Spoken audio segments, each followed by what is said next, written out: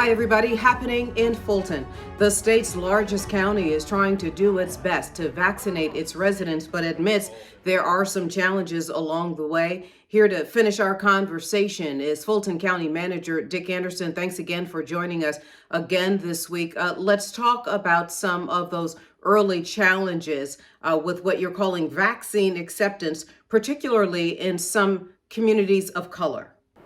Yes, well, of course, in the mode that we're in right now, we have more demand than we do supply.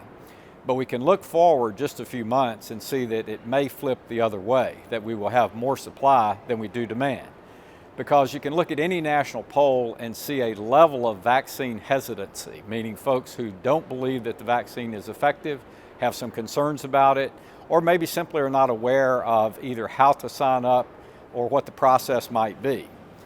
In particular, communities of color, and we've seen this already as we've looked at our data, are being underserved at present in terms of the vaccine distribution. So we're not having as many folks sign up from those communities.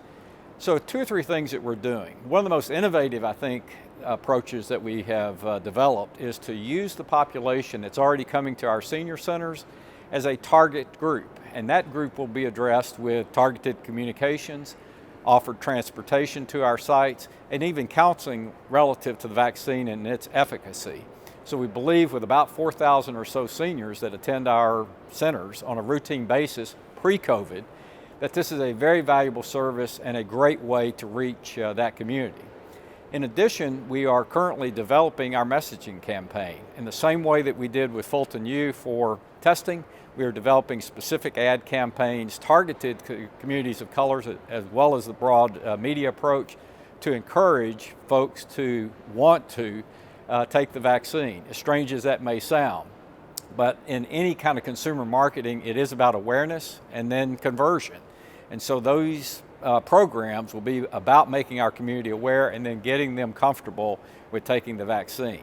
And then lastly, I think the mobile capability that I mentioned, meaning taking testing out in mobile units, was very successful. We believe that taking vaccines out in mobile units directly to the community, as opposed to the community having to come to us, will be essential. So we've also prepared ourselves for that eventuality.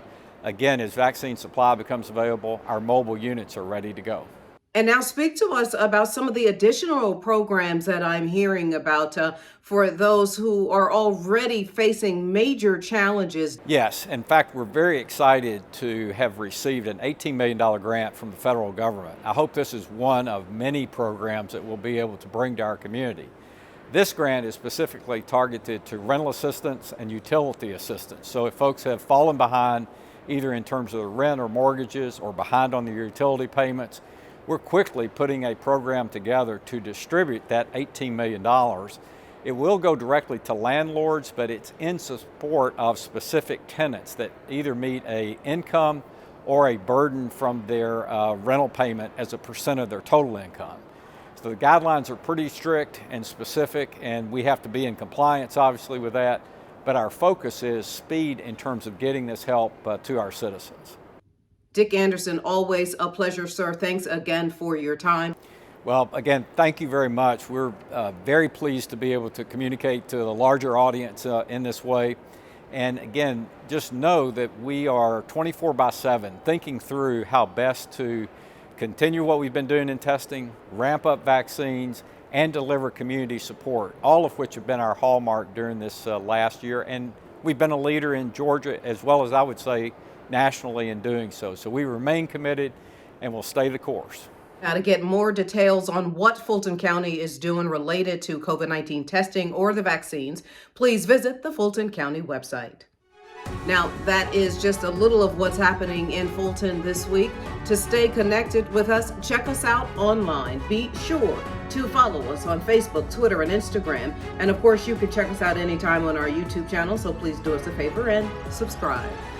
Well, that does it for this edition. Thank you so much for watching. Join us daily for news around and about Fulton County.